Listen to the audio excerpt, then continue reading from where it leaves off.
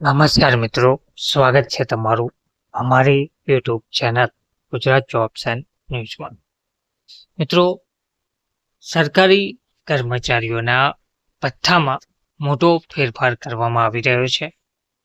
હવે આખા વર્ષ માટે આ ભથ્થું મળવાપાત્ર રહેશે. સરકારી કર્મચારીઓના ડ્રેસ ભથ્થા હવે પ્રો રેટ ધોરણે નવા નિયમની અંતર્ગત મળવાપાત્ર રહેશે.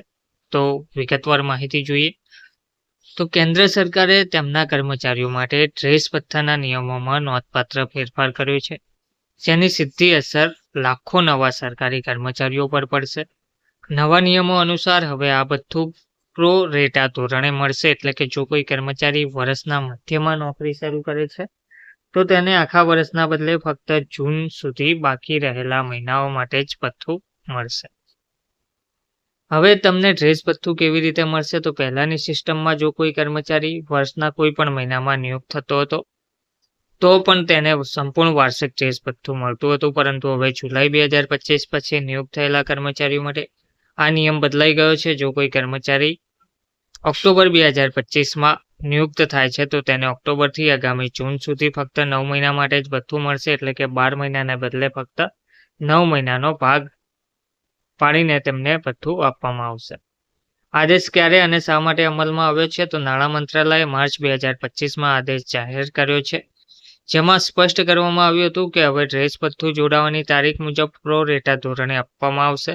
સરકાર દ્વારા કહેવામાં આવ્યું છે કે આ પગલાંનો હેતુ સરકારી ખર્ચને નિયંત્રિત કરવાનો અને સંશોધનોનું વધુ સારું રીતે સંચાલન કરવાનો છે. ગણતરી પદ્ધતિની વાત કરીએ તો આ નવા નિયમ હેઠળ ડ્રેસ ભથ્થાની ગણતરી આ સૂત્રનો ઉપયોગ કરીને કરવામાં આવશે: વાર્ષિક ડ્રેસ ભથ્થું ભાગ્યા 12 ગુણ્યા જોડાવાના મહિનાથી જૂન સુધીના બાકીના મહિનાઓ.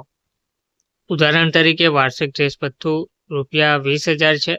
ઓક્ટોબરમાં જોડાયા હોય તો ઓક્ટોબરથી જૂન બરાબર 9 મહિના, દર મહિને 20,000 ભાગ્યા 12 બરાબર ₹1,666.67 જેટલું થાય. કુલ ભથ્થું ₹1,666.67 ગુણ્યા 9 બરાબર આશરે ₹15,000 જેટલા મળવાપાત્ર રહેશે. કોને કેટલો ડ્રેસ ભથ્થું મળે છે? તો વાર્ષિક 20,000 ભથ્થું મળે છે સેના, નૌકાદળ, વાયુસેનાને. CAPF, BSF, CRPF, ITBP, SSB, CISF ને મળે છે. કોસ્ટગાર્ડ વાર્ષિક ₹10,000 કોને મળે છે? તો એમએનએસ અધિકારીઓ, કેન્દ્ર શાસિત પ્રદેશ પોલીસ, કસ્ટમ્સ, એક્સાઇઝ, નાર્કોટિક્સ, આઈસીએલએસ અને એનઆઈએ ના કાનૂની અધિકારીઓ, રેલવે સુરક્ષા દળ અને સ્ટેશન માસ્ટર વગેરેને. વાર્ષિક ₹5,000 કોને મળે છે? તો રેલવે ટ્રેકમેન, રનિંગ સ્ટાફ, સરકારી ડ્રાઈવરો, વિભાગીય કેન્ટીન સ્ટાફ વગેરેને.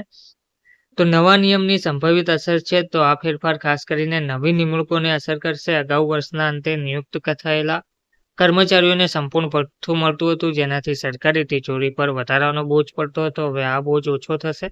જોકે કેટલાક કર્મચારી સંગઠનોનું કહેવું છે કે આ પગલું વ્યાજબી નથી, કારણ કે કર્મચારીઓને નોકરીમાં જોડાયાના પહેલા દિવસથી જ યુનિફોર્મની જરૂર પડતી હોય છે. ધન્યવાદ.